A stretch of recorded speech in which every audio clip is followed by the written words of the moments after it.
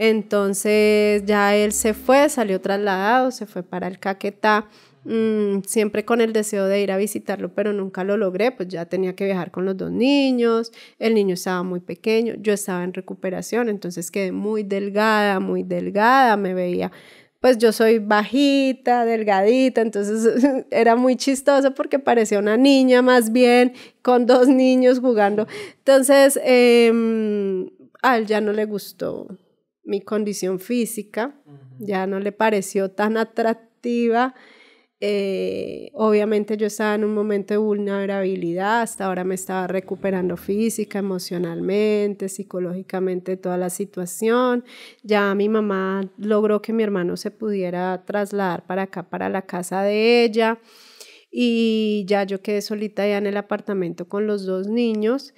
Entonces empecé a trabajar donde mi otro hermano, que tenía en ese momento, montó una oficina, un emprendimiento nuevo, entonces yo entré a hacerle como el área administrativa, aprovechando que yo ya había tenido mi carrera técnica como auxiliar contable, entonces aprovechando ese conocimiento, mientras continuaba con la psicología, le ayudé a organizar, a reorganizar mucho de la parte administrativa, trabajaba con él medio tiempo y así, entonces ya me empecé a ayudar un poco con la economía, y a sentirme de nuevo útil, productiva, ¿sí? Pero pues tenía la carga del papá de los niños, ¿no? Las cosas no iban bien y eso siempre me mantenía ahí como con tristeza. Yo en esa época, como recién estaba operada, yo me fui a vivir, digamos que a la salida del barrio donde vive mi mamá. Siempre hemos vivido toda la familia en el mismo sector y ahí subiendo más arribita queda una iglesia. Yo no quería dejar de asistir a la iglesia porque la verdad que yo encontraba mucho como aliento espiritual ahí y muchas cargas las había ido alivianando con la iglesia, ¿sí? Lo que no había logrado con el alcohol, eso. Entonces yo seguí yendo allá a la iglesia, seguí ahí en ese proceso, ya metí los niños al grupo de niños de ahí y me acogieron muy bien a los niños. Y entonces era donde más cerca me quedaba. Después, como yo había iniciado en Pereira en Comunidad Cristiana de Fe, pues yo solicité que me dijeran cuál era la sede de ellos acá en Ibagué y dio la casualidad de que me quedaba muy cerca también de la casa y me dieron la dirección, entonces yo ya dejé que los niños siguieran participando en el grupo de niños de acá, pero yo me trasladé para la otra, que era donde yo tenía que estar. Lo que pasa es que no lo había hecho desde el inicio porque por la cirugía yo no podía caminar largas trayectorias y pues esta me quedaba mucho más cerca. Pero después en mi recuperación ya empecé a ir a la otra, pero mis niños siguieron quedando acá en el grupo de los niños, y siempre estuvieron ahí en el grupo de los niños. Como la situación de Sebastián de comportamiento siempre fue terrible, pues efectivamente tenerlo en un colegio público era difícil. Entonces ahí empezó mi crisis, porque yo trabajaba con mi hermano. Ya mi hermano me dijo que no, que consiguiéramos otra casa y que me fuera a vivir más arriba porque él iba a montar una oficina. Bueno, me propuso ahí unas cosas, entonces yo conseguí una casa más arriba, seguí trabajando con él y fue cuando me di cuenta de que él ya me era infiel en Caquetá con otra persona, pero esta vez sí fue diferente. Entonces alguien me envía un mensaje, me llama un día y me dice, mira, esta persona está saliendo con su esposo, mire lo que está sucediendo, no sé qué. Entonces resulta que la persona del banco que le había hecho toda la gestión para el crédito, para el carro que le había comprado, pues fue a salir con él. O sea, detrás de la gestión que se hizo para el carro, esa persona empezó a salir con él. Esta vez sí fue más en serio la situación. Ahora sí, digamos que ya habían pruebas concretas. De que ahora sí fue muy en serio, a diferencia de las otras veces que me era infiel, pero pues él seguía en la casa y las dejaba y se iba. Esta vez sí fue diferente. Entonces yo llamé a la chica. Yo la llamé, claro, mucho más bonita, estaba más acuerpadita, ya había terminado la universidad, tenía un buen cargo, tenía ingresos, o sea, estaba en una posición pues mucho más alta de la que yo me encontraba en el momento, porque yo estaba delgadita, hasta ahorita me estaba recuperando, estaba saliendo de todo lo de esto, hasta ahorita estaba estudiando, todavía no había terminado mi carrera, tenía un puesto donde ganaba poco, no era mucho, pero pues ganaba, ¿sí? Entonces yo estaba en una condición de vulnerabilidad más alta que ella. Y pues ella aprovechó toda su posición y toda su situación. Yo nunca pude viajar a Florencia, me quedaba muy lejos y se me complicaba todo con los niños.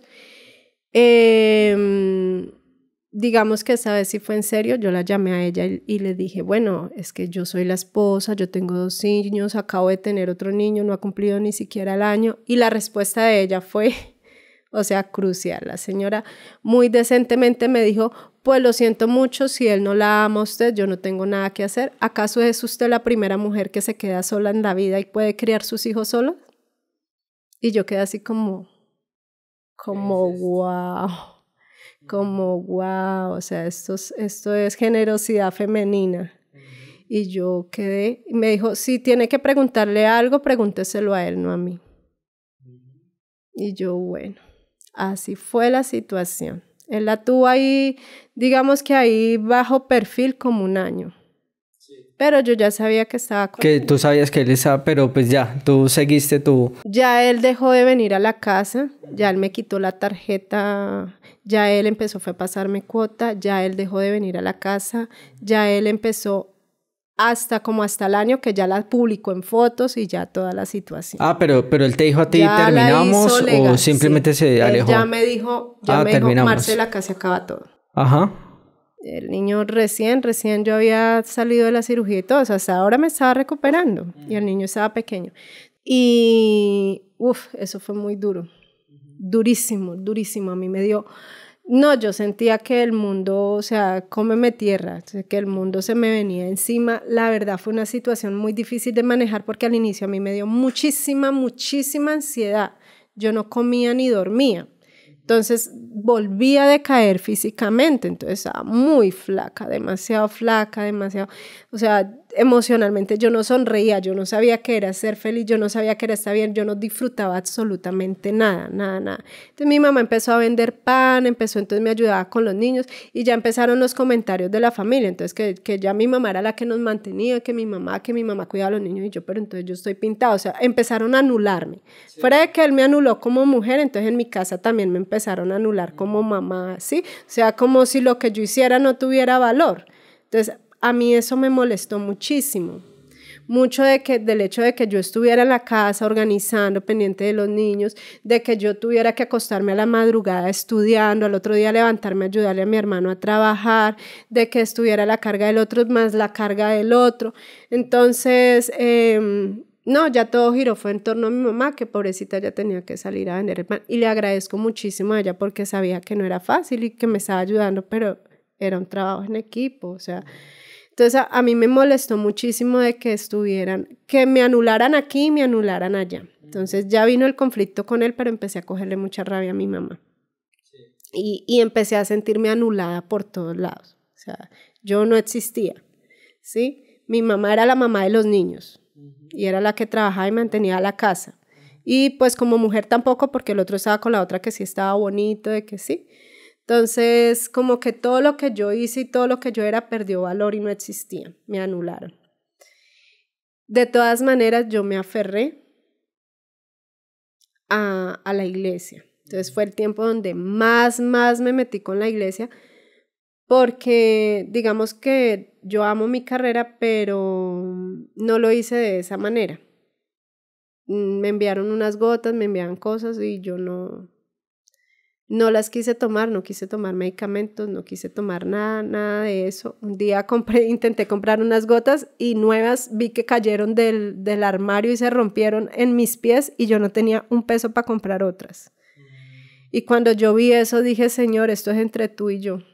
O sea, acá no hay gotas, acá no hay medicamentos, acá no hay nada, tú me vas a sacar de eso, y ese día lo entendí de esa manera, y por eso yo empecé a meterme más con la iglesia, más de lleno. Entonces empecé a entrar en oración, empecé a hacer ayuno, empecé a hacer estudios bíblicos, empecé a hacer mucho más servicio, empecé a hacer muchas más cosas dentro de la iglesia, que eso me ayudaban a mantenerme en momentos en mucha tranquilidad, y que ellos, como era una iglesia pequeña, éramos como una familia, ¿sí? Entonces yo empecé a sentir el abrazo de papá, porque estaba mi pastor que siempre estaba, me daba un abrazo, entonces yo sentía el abrazo de papá, bueno, primero de papá Dios y luego de mi pastor. Estaban mis amigas de ahí que parecían mis mamás. Yo estaba teniendo un conflicto con mi mamá biológica, pero tenía como 3 mamás más ahí, entonces digamos que yo encontré ahí una familia. Ese fue tu gran soporte frente a todo lo que tú estabas viviendo. Y así fue como empezaste a llevar tu separación. Exactamente. Entonces, ¿yo qué hice? La chica efectivamente se quedó.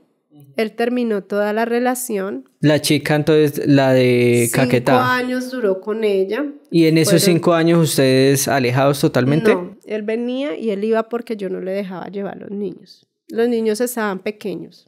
Ah, bueno, él venía, pero digamos, ¿él estaba contigo o te buscaba o algo? Sí, todo el tiempo. Nosotros los 5 años que duró con ella, él venía a la casa y él estaba acá conmigo y estaba allá con ella. Y yo toda esa situación la acepté. ¿Y ella también la aceptaría o no sabía? No sé cómo la habrá manejado allá. Pero, o sea, él estuvo 5 años con una aquí y con otra allá. Sí, porque él decía, ya terminamos y es mi ex, pero pues nosotros compartíamos. Pero compartían todo como si fueran pareja. Sí, lo único es que cuando él se iba, él hacía de cuenta que yo no existía.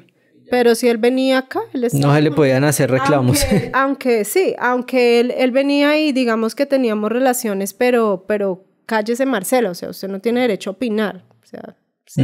¿Y tú por qué lo hacías?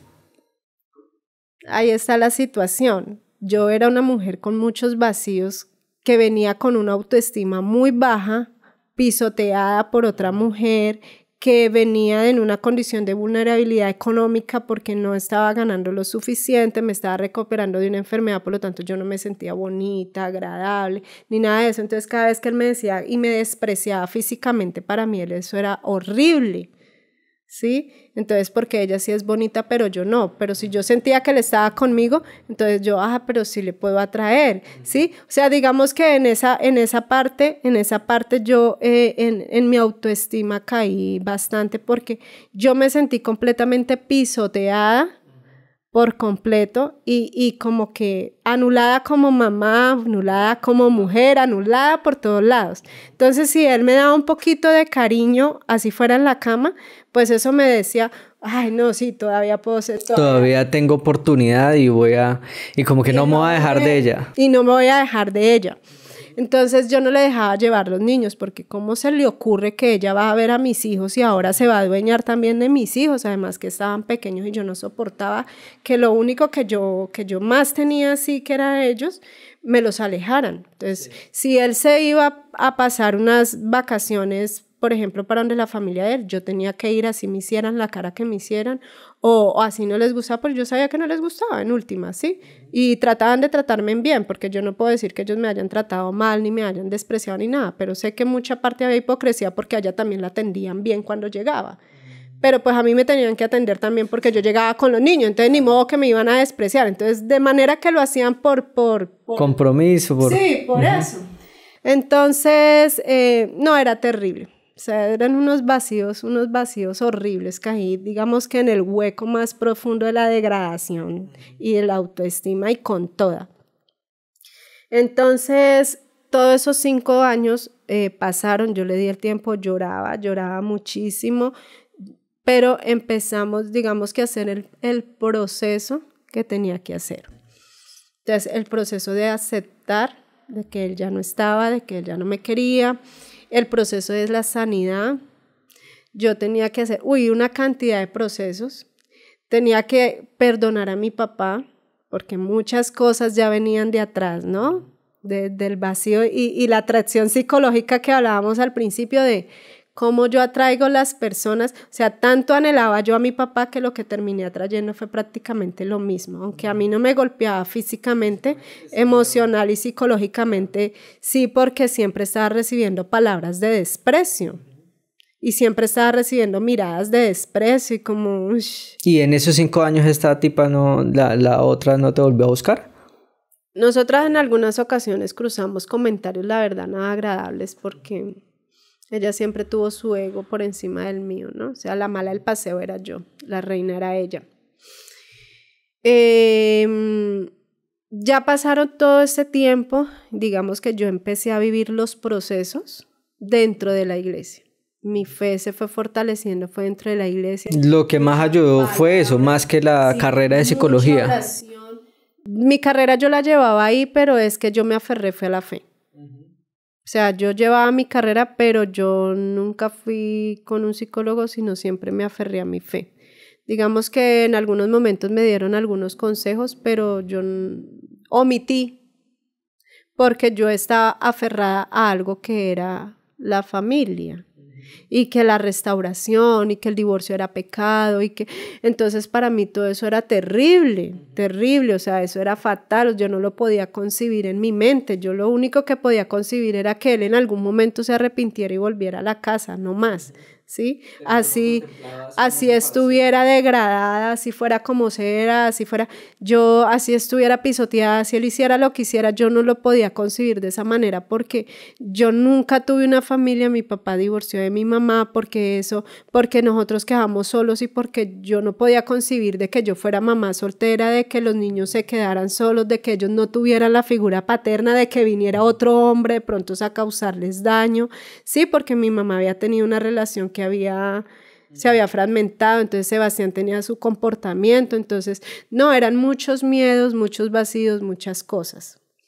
Y yo ya venía, digamos que emocionalmente fui una mujer muy dependiente emocionalmente y siempre tuve ahí como esa cuestión de la familia ideal, ¿no? Del cuento de la Cenicienta, o sea, soy Cenicienta y llega el príncipe azul y felices para siempre.